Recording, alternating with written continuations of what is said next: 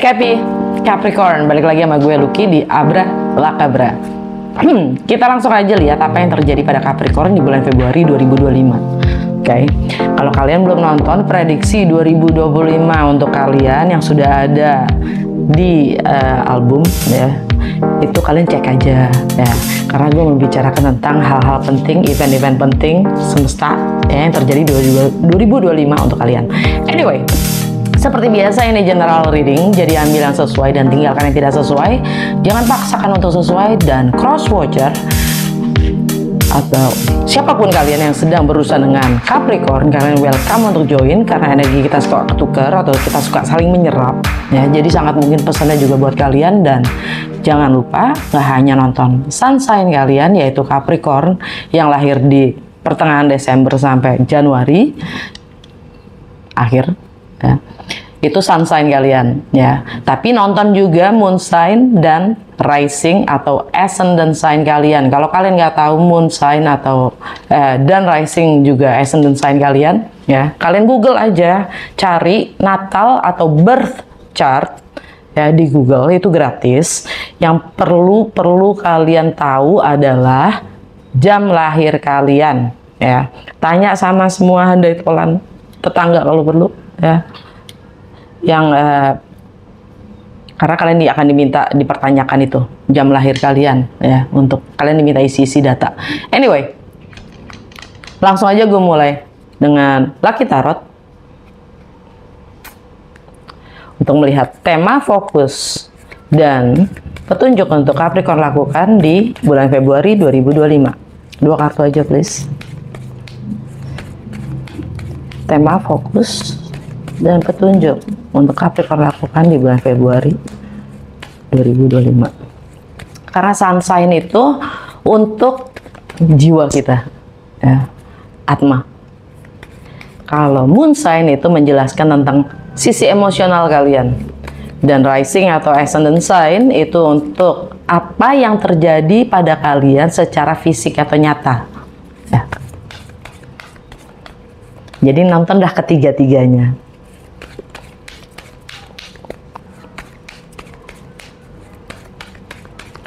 Tema, fokus, dan petunjuk untuk Capricorn lakukan di bulan Februari. 2 kartu aja.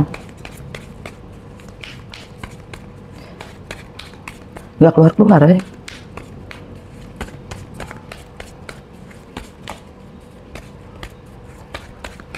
Tema, fokus, dan petunjuk untuk Capricorn lakukan.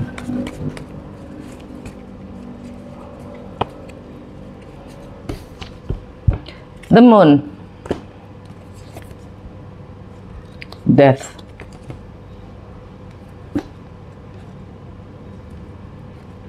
The Wheel of Fortune. Lanjut kita ke Mystic Mondays ya. Bisa nggak? Apa yang terjadi pada Capricorn di bulan Februari 2025?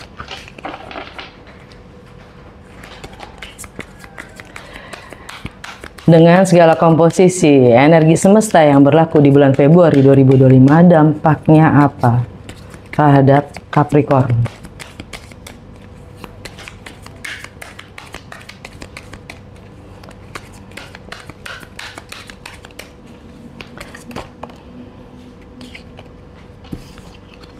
Strength kebalik. Challenge-nya The Hanged Woman. Minggu pertama. Minggu kedua, The Temperance. Challenge-nya The Star. Minggu ketiga, Ace of Pentacles. Challenge-nya Nine of Wands. Minggu keempat, King of Pentacles. Challenge-nya Five of Pentacles.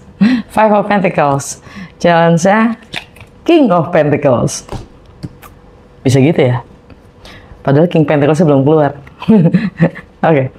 Under the deck, alam bawah sadar kalian, Five of Swords. 5 pedang. Oke, tema fokus Capricorn di bulan Februari 2025, The Moon. Sisi emosional kalian.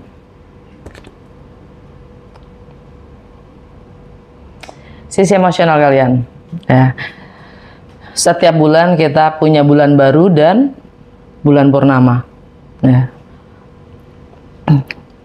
Bulan purnama itu tanggal 12, ya, itu ada di Leo.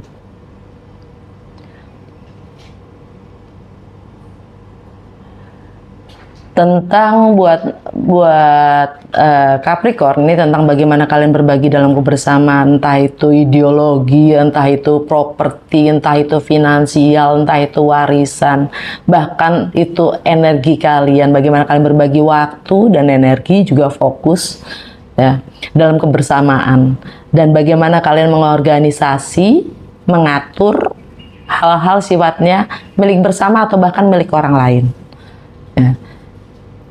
Itu sangat berdampak pada sisi emosional kalian. Ya. Bicara tentang purnama di Leo, ada sesuatu pembaruan di sana, ya, pembaruan atau yang berakhir. Ya, karena purnama sebenarnya konotasinya adalah berakhir, tapi pasti ada pembaruan setelah ada yang berakhir. Anyway, untuk energinya bulan baru New Moon di Pisces akhir bulan, ya, buat Capricorn itu tentang mindset, persepsi, pemahaman, ya, bahkan bagaimana kalian berkomunikasi, ya, atau bagaimana hubungan kalian dengan saudara-saudara, lingkungan sekitar kalian, ya, akan membawa kalian memulai sesuatu yang baru mungkin ya. Dengan energi bulan baru itu konotasinya tentang sesuatu yang baru, semangat baru, semangat baru. Anyway, di minggu pertama kalian dapat strength kebalik, kalian gak kuat gitu.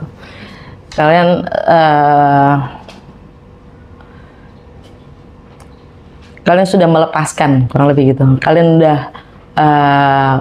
udah berpasrah, udah berserah diri mungkin. Kalian nggak, udah ya udahlah, apapun lah yang terjadi gitu. Kalian itu energi Leo. Serahlah gitu.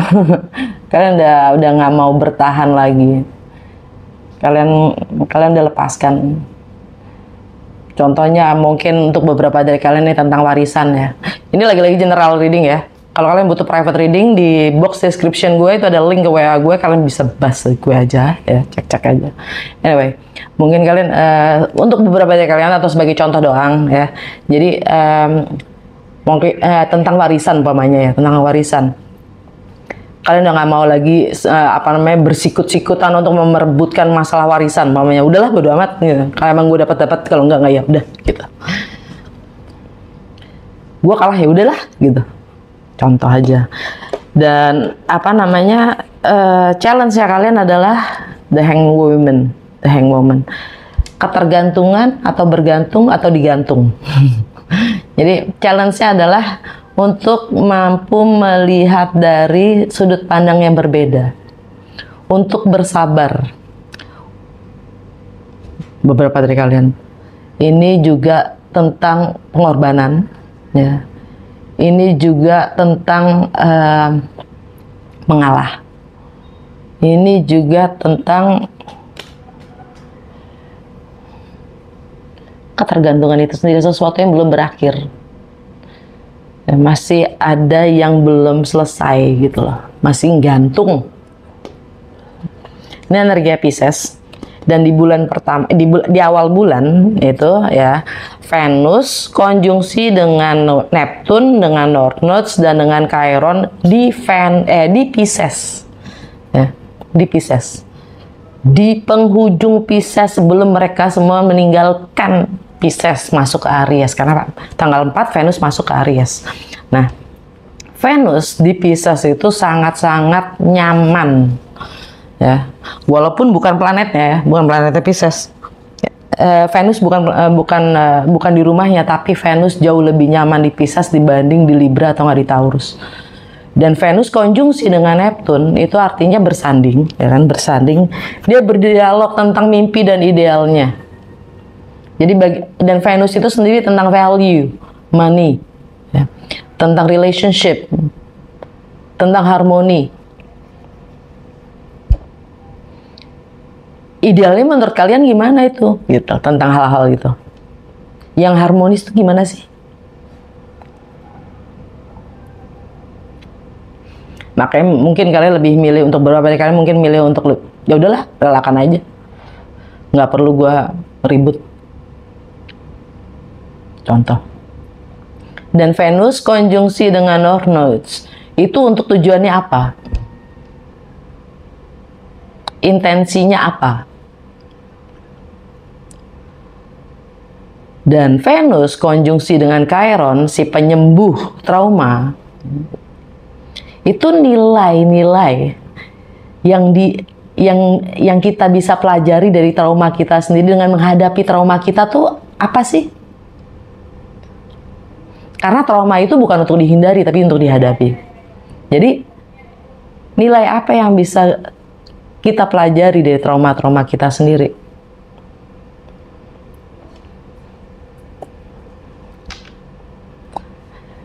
Oke. Jadi dengan energi Venus ini yang konjungsi dengan itu semua akan membantu kalian membentuk persepsi kalian, ya, cara kalian berpikir, mindset kalian, bahkan bagaimana kalian berkomunikasi, ya. Karena Merkurinya juga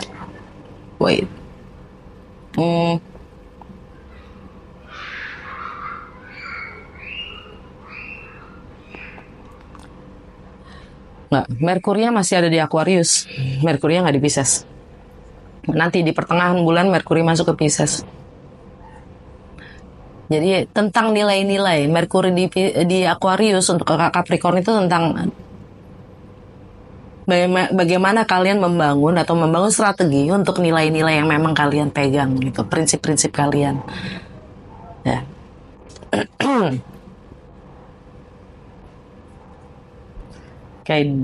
Dan sebenarnya tanggal 4 Februari itu juga Venus masuk ke Aries, ya. Bersama dengan Venus masuk ke Aries, Jupiter direct setelah beberapa bulan. Si Jupiter itu retrograde, ya, dan bersanding dengan si Chiron, si penyembuh trauma tadi. Jupiter itu bagaimana kalian melampaui batasan-batasan kalian sendiri untuk bisa menghadapi trauma kalian. Nah, Jupiter di Gemini itu kan buat gue ulangi lagi untuk yang mungkin baru pertama kali dengerin gue, nonton gue, ya. Jupiter di Gemini itu dampaknya buat Capricorn itu itu di dalam keseharian kalian dan juga untuk kesehatan kalian dan kebiasaan-kebiasaan kalian sendiri, ya. Kalau kalian punya rintangan-rintangan atau trauma di dalam keseharian kalian atau bagaimana kalian melayani orang lain, ya, itu kalian harus hadapin.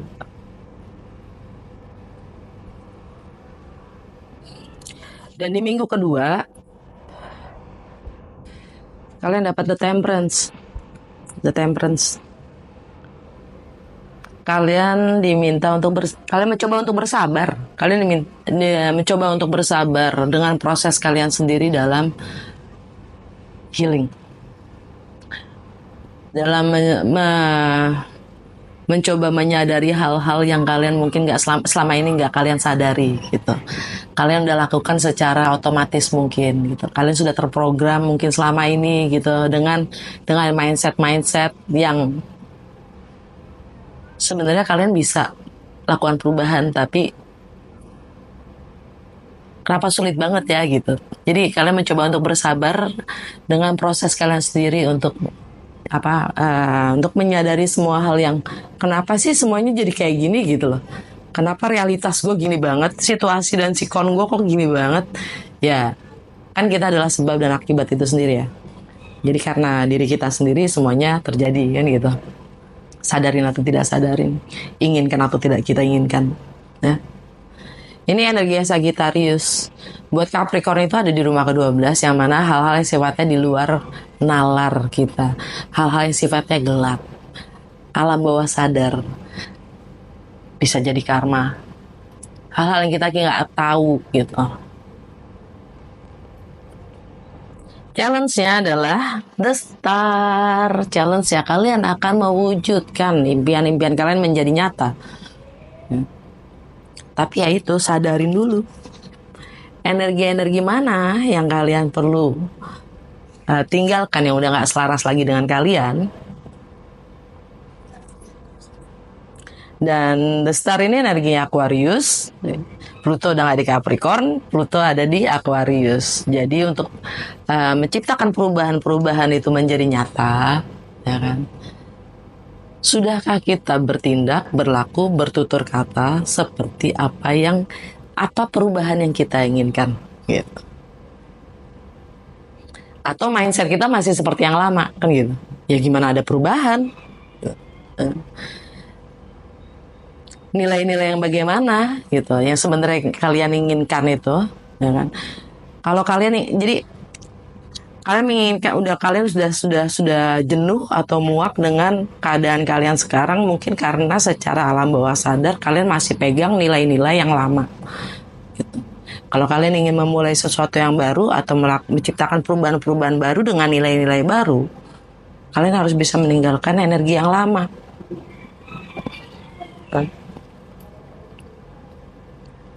Nilai-nilai baru yang seperti apa yang kalian ingin ciptakan? Challenge saya itu. Dan di minggu kedua itu ada energi purnama di Leo.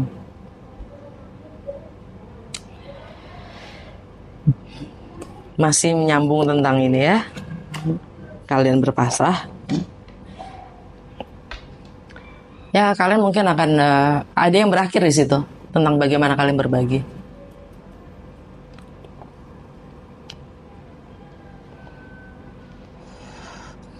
Mungkin untuk beberapa dari kalian, ya kalian ada yang baru mau keluar dari rumah, meninggalkan keluarga, meninggalkan kakak-kakak, adik. Ya, contoh, lagi-lagi ini general reading ya. Untuk beberapa dari kalian ini masalah gonogini, perebutan warisan. Oke. Di minggu ketiga kalian dapat Ace of Pentacle, ada penawaran, ada tawaran masuk. Uy. Kalian dapat tawaran. Sifatnya materi. Entah itu bisa juga pekerjaan ya. Bisa pekerjaan, bisa properti, ya kan? Sifatnya materi. Peluang lah ya. Challenge ya. Nine of Wands. Challenge-nya Nine of Wands. Challenge ya, kalian sudah agak jenuh. Kalian sudah, kenapa sih ini lagi gitu? Mungkin yang menawarkan dia lagi ya kan? Entahlah ya. Kalian agak-agak jenuh dengan penawaran itu gitu loh. Challenge-nya, ini energinya Sagittarius.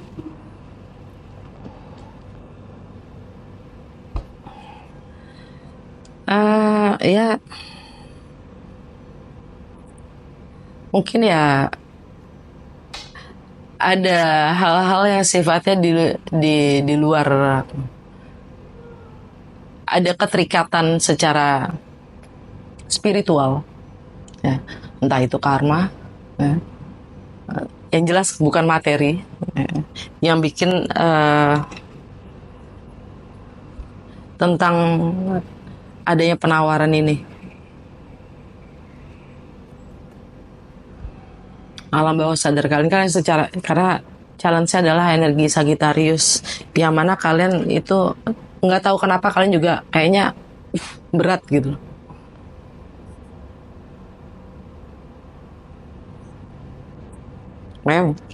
Oke.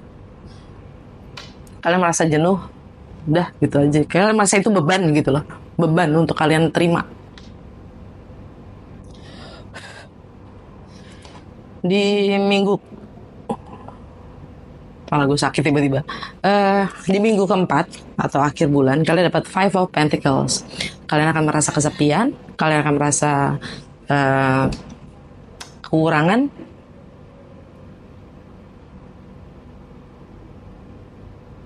Ini energi Taurus.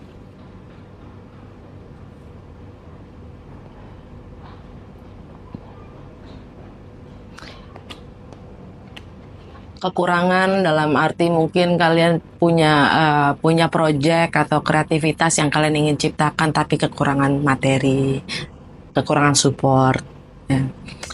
Untuk beberapa dari kalian, berapa lagi dari kalian, ini tentang mungkin kalian menjauh atau terpisah dari ya kan pacar, partner, kalian merasa kesepian. Challenge-nya King of Pentacles.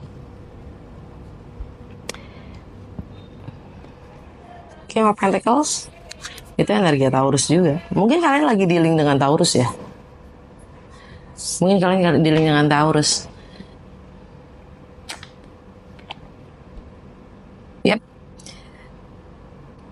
Bagaimana kalian menjadi yang lebih mandiri ya.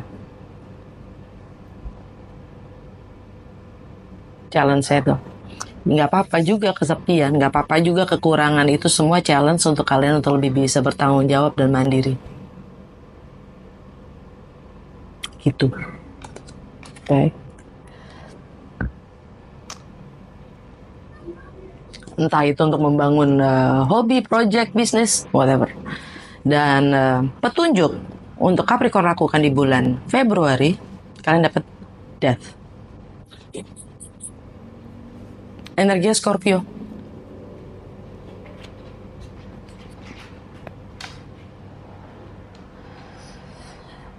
Mungkin ada lingkungan yang kalian harus tinggalkan ya. Kalian lingkungan atau network atau pertemanan yang kalian harus tinggalkan. Karena Death itu juga energi Pluto yang artinya adalah transformasi atau perubahan. Kalau emang kalian ingin memulai sesuatu yang baru ya, yang lama kadang harus kita tinggalkan. Nah, tinggalkan itu bukan selalu selamanya kan. Ya, terbanglah gitu. Berkembanglah. Oke, lakukan perubahan itu. Oke, alam bawah sadar kalian ya. Ini ada Five of Swords. Cut it off. Putuskan saja tali. Ini energi Aquarius. Pluto di Aquarius. Untuk transformasi dan perubahan itu memang harus kita meninggalkan. Atau ditinggalkan. Nilai-nilai yang lama atau yang awalnya buat kalian itu adalah prioritas atau prinsip, di sini ada pembaruan. Oke. Udah segitu aja, semoga resonate dan berguna. Kalau iya jangan lupa untuk like, comment, and share.